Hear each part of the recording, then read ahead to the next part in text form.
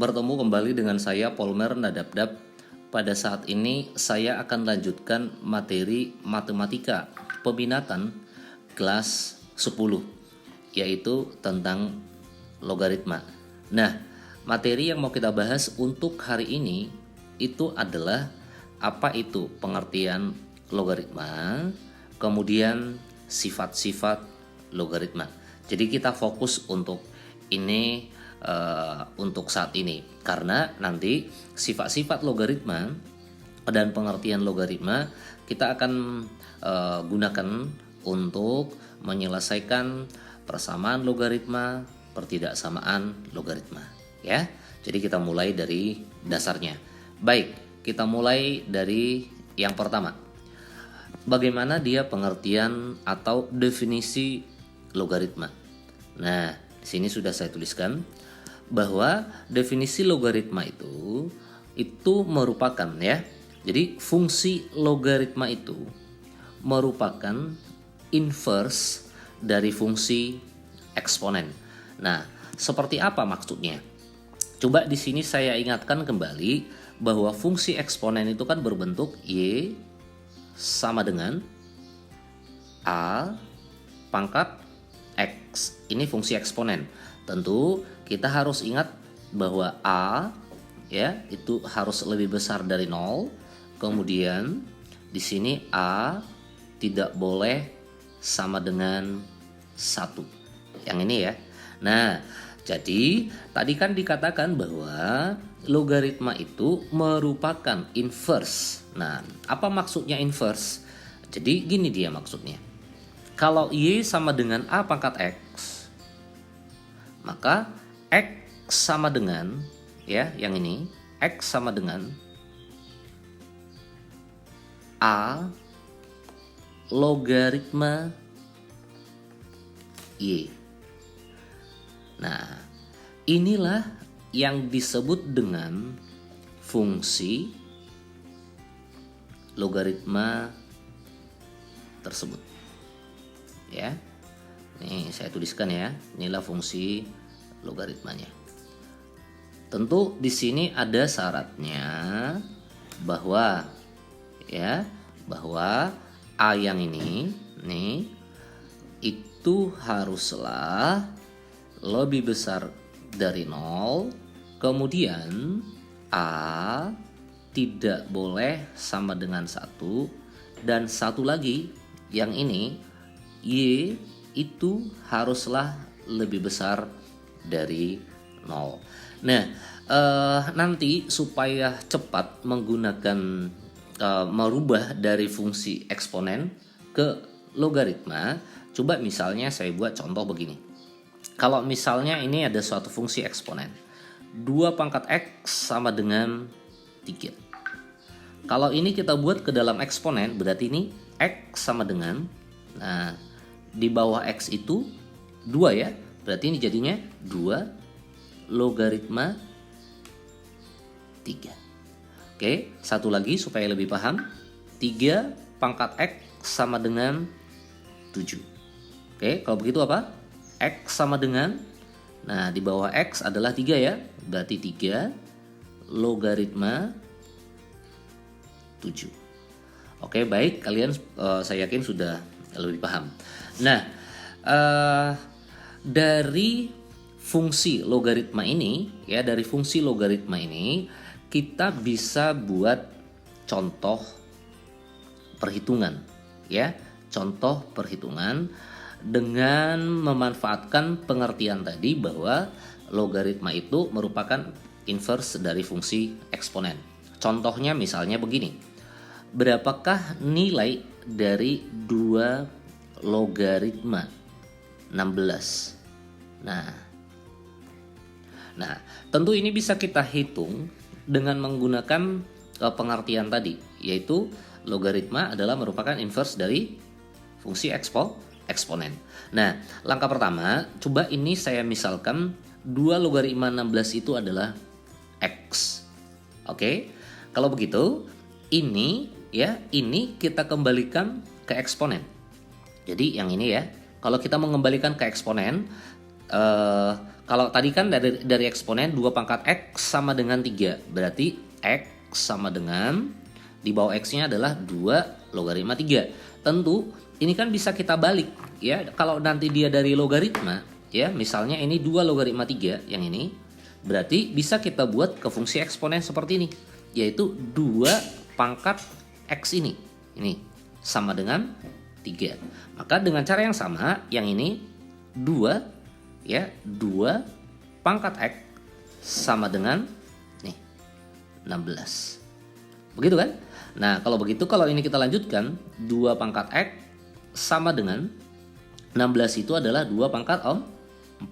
Sehingga kita mendapatkan X-nya adalah 4.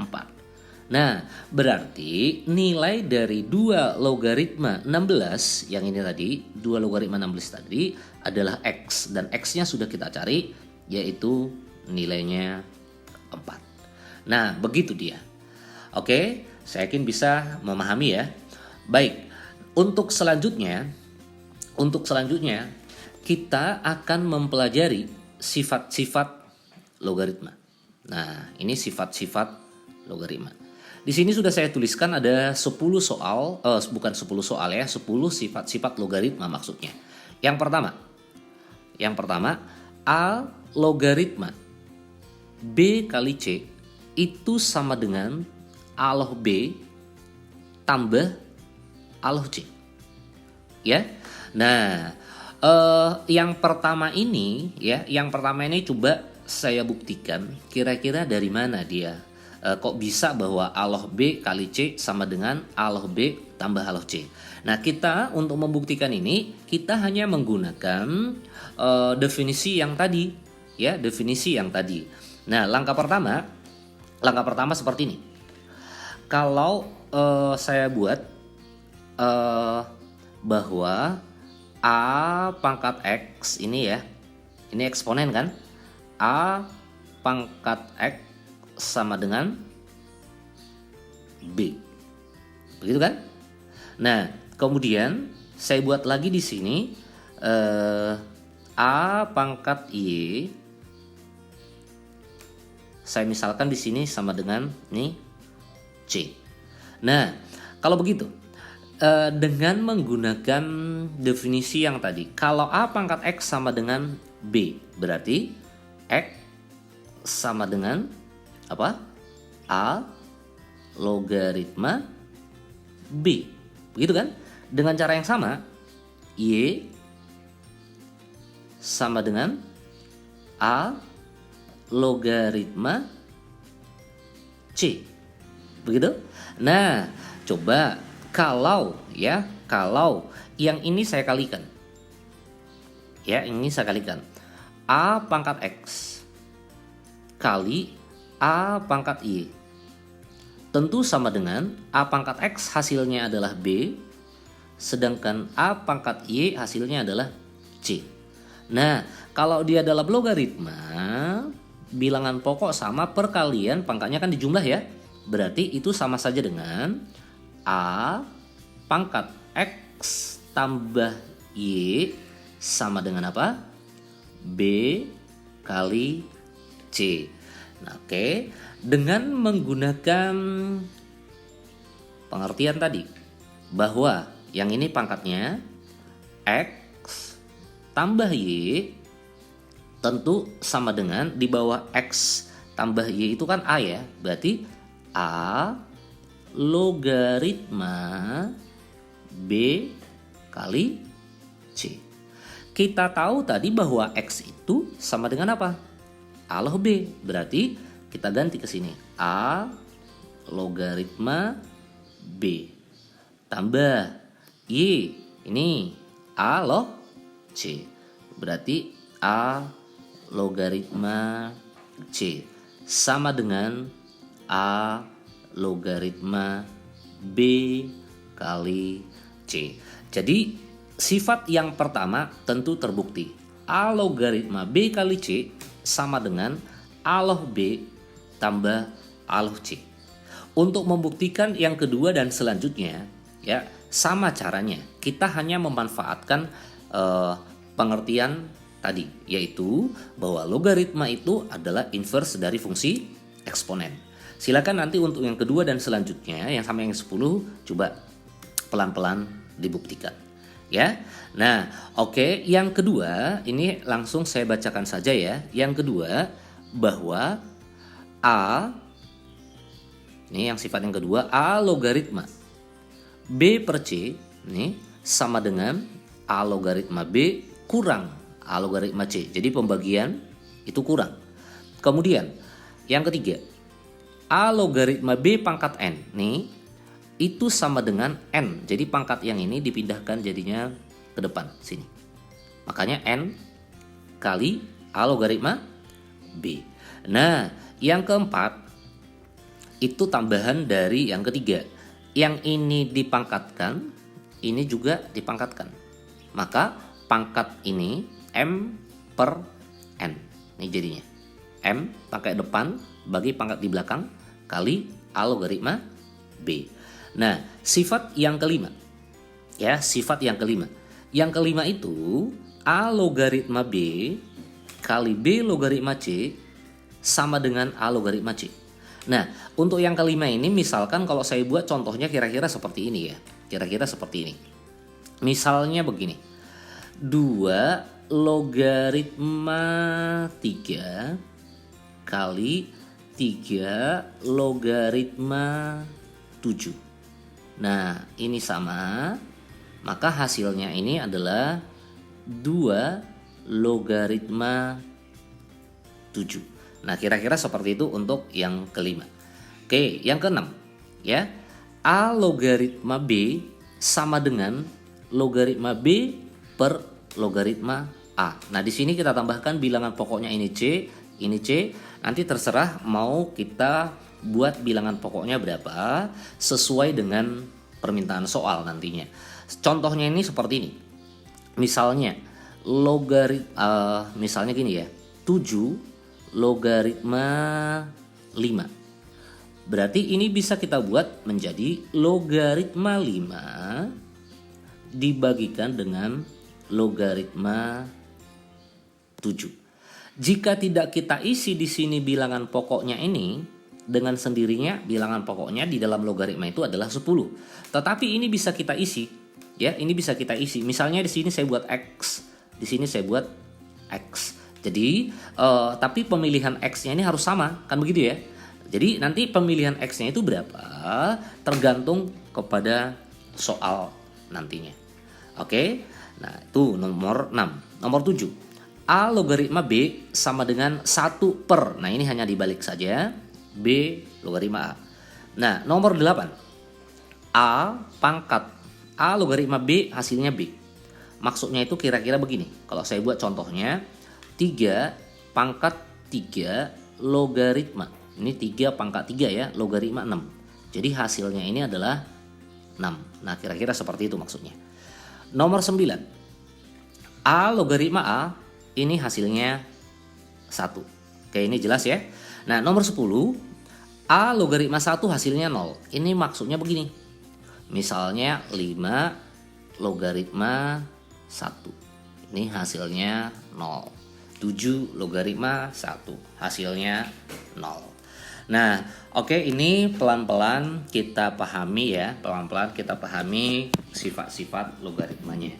Kalau saran saya sebenarnya jika bisa kita buktikan satu persatu dengan menggunakan dengan menggunakan sifat eksponen, maka ini tidak perlu kita hafalkan ya.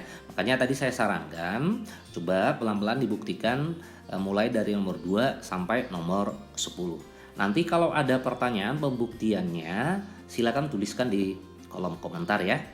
Oke, baik. Supaya lebih paham sifat-sifat logaritma ini, coba kita bahas contohnya ya. Kita bahas contohnya. Nomor 1. Coba kita lihat di sini nomor 1. 1/3 logaritma 6 kurang 1/3 logaritma 30 tambah 1/3 logaritma 20 kurang 1/3 logaritma 36. Hasilnya berapa? Nah, ini pengurangan ya, pengurangan. Berarti kita lihat sifat nomor 2. A logaritma B kurang A logaritma C adalah A logaritma B per C. Berarti sifat nomor 2 itu kita gunakan untuk menjawab ini. Oke, berarti saya tulis di sini 1/3 logaritma. Ya, 1/3 logaritma 6. Ya, ini saya buat begini ya, 6/30. Oke, tambah. Nah, yang ini juga demikian. Ini kesini kan pengurangan kan? Berarti 1/3 logaritma ya 20/36. Nah, kalau ini kita lanjutkan ya, coba kalau misalnya ini sama-sama kita bagi 6, tentu boleh ya, ini bagi 6, ini bagi 6 berarti 1/5. Kalau ini sama-sama bagi berapa ini? Bagi 4 ya. Ini 5, ini bagi 4 berarti 9. Nah, kemudian ini kan penjumlahan. Ya, sifat nomor 1. Kalau tadi penjumlahan A logaritma B tambah A logaritma C, hasilnya adalah A logaritma B kali C. Kalau begitu, yang ini bisa kita lanjutkan ya dengan menggunakan sifat nomor 1. Berarti 1/3 logaritma ya 1/5 kali 5/9. Nah, tentu ini akan sama dengan ini 5-nya kita coret, berarti 1/3 logaritma 1/9. Nah, kalau ini kita lanjutkan lagi, berarti ini akan sama dengan 1/3 logaritma 1/9 itu kan bisa saya tulis menjadi 1/3 pangkat 2. Itu kan hasilnya 1/9. Nah, kita ingat lagi sifat nomor 3. Kalau di sini pangkat, di depan pangkat A logaritma B pangkat N, berarti pangkatnya jadi pindah ke belakang. N kali A logaritma B. Berarti yang ini saya pindahkan ke sini ya, akan menjadi apa? 2 kali 1/3 logaritma 1/3. Kita lihat sifat nomor 9. A logaritma A nilainya adalah 1. Berarti 1/3 logaritma 1/3 hasilnya 1. Sehingga ini adalah 2 kali 1. Atau nilainya adalah 2. Maka jawaban yang sesuai adalah E. Oke, bagaimana? Bisa memahami ya? Oke, baik. Semoga bisa ya. Kita lanjut ke soal nomor selanjutnya. Perhatikan. 7 logaritma 4 kali 2 logaritma 5 tambah selanjutnya ini. Ya. Nah, untuk menjawab soal seperti ini, maka sifat yang mana yang kita gunakan? Kan gitu ya. Nah, pelan-pelan ini saya tunjukkan. Coba perhatikan sifat nomor 5. Tadi kan bahwa A logaritma B kali B logaritma C, hasilnya adalah A logaritma C. Nah, berarti kalau kita mau menggunakan sifat itu, ini harus sama. Ini 4, ini 2, ini harus sama. Berarti kita ubah dulu ya. Kita ubah dulu. Berarti seperti ini. 7 logaritma 4 itu saya ganti menjadi 2 pangkat 2 kali. Nah, gitu ya. Kali 2 logaritma 5. Begitu kan? Baik. Kalau begitu, sifat tadi kan kalau di sini pangkat bisa pindah ke sini kan? Nah, berarti ini jadinya apa? 2 kali 7 logaritma 2 kali 2 logaritma 5. Nah, ini sudah sama. Berarti hasilnya itu adalah apa? 2 kali 7 logaritma 5. Itu hasil yang ini. Nah, kemudian kita akan tambahkan dengan ini. Berarti kalau kita lanjutkan, ya, kalau kita lanjutkan, yang ini, oke, 2 kali 7 loh 5, logaritma 5, ditambahkan dengan, ya, 7 logaritma, ya, 49 dibagikan dengan 25. Nah, ini kan kembali ke penjumlahan logaritma. Tetapi kita harus pindahkan dulu duanya ini ke sini. Sehingga ini menjadi apa? 7 logaritma 5 pangkat 2 tambah 7 logaritma 49 dibagikan dengan 25. Nah, kalau tadi penjumlahan perkalian ya, berarti ini adalah 7 logaritma 5 pangkat 2 tentu adalah 25 dikalikan dengan 49 per 25. Nah, ini coret ya. Sehingga ini adalah 7 logaritma 49 atau 7 logaritma 49 itu saya ganti menjadi 7 pangkat 2. Nah, duanya kita pindahkan ke depan, berarti ini adalah 2 kali 7 loh 7. Nah, 7 loh 7 berapa nilainya? 1. Berarti ini 2 kali 1. Sehingga nilainya adalah 2. Maka jawaban yang sesuai adalah B. Oke, bisa memahami ya? Baik, saya lanjutkan lagi. Ya, contoh yang lain supaya lebih paham. Nilai dari 3 kali 2 logaritma Y kurang 2 loh Y kuadrat tambah 2 kali loh super Y. Nah, ini pengurangan, tetapi di sini masih ada 3. Ya. Oke, apakah, nah di sini hati-hati ya, apakah 3 yang ini bisa kita pindahkan ke sini? Nah, ya kan? Apakah itu bisa kita pindahkan ke sini? Nah, kita harus memikirkannya. Nah, coba kalau misalnya pengerjaan soal ini saya buat begini saja. Ya, kebetulan kan ini sama. 2 loh Y. Ini juga 2 loh Y. Nah, kalau pangkat ini saya pindahkan ke sini, berarti kita akan dapat apa? 3, ya.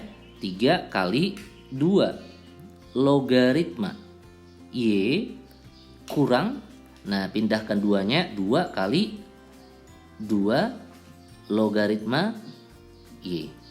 Gitu kan?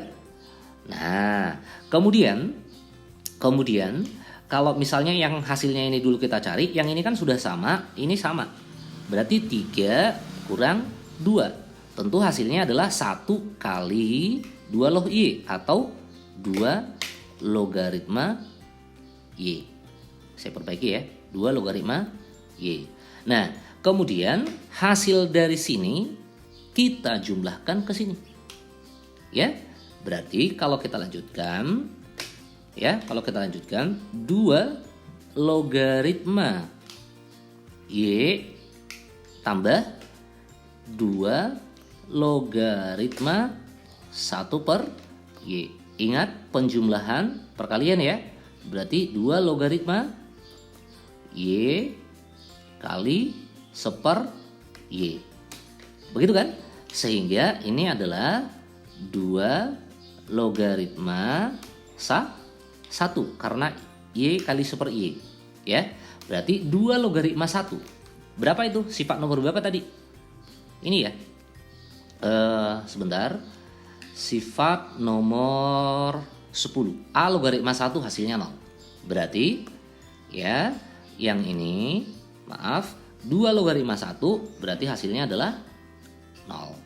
Kalau begitu jawaban yang sesuai adalah B. Oke, bagaimana? Bisa ya? Sudah mulai bisa memahami ya? Oke, baik. Saya bahas lagi satu lagi contoh soal supaya lebih paham lagi. Nah, kita lihat di sini. Logaritma 8 akar 3 tambah logaritma 9 akar 3 per logaritma 6, maaf. Nah, ingat tadi kan saya katakan kalau di sini tidak dituliskan bilangan pokoknya, berarti itu adalah 10. Ya, otomatis 10. Kan itu tadi saya katakan ya. Oke, nah berarti kita tahu itu bilangan pokoknya 10. Nah, kemudian yang ini kan penjumlahan. Kalau penjumlahan berarti bisa kita buat ke perkalian. Sehingga yang pembilang logaritma 8 akar 3 bisa kita kalikan dengan apa?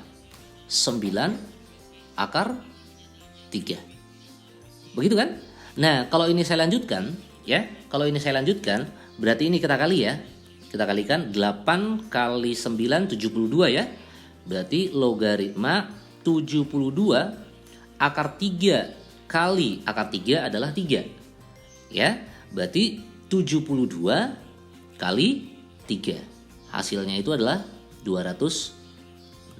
Berarti yang pembilangnya hasilnya adalah logaritma 216. Kita bagikan dengan logaritma 6. Berarti logaritma 216 dibagikan dengan logaritma 6. Nah, ini ke sifat mana kita gunakan? Coba, tadi ada ini sifatnya, nomor 6. A logaritma B adalah logaritma B per logaritma A. Berarti kalau dia C logaritma B per C logaritma A, hasilnya adalah A logaritma B. Kalau begitu,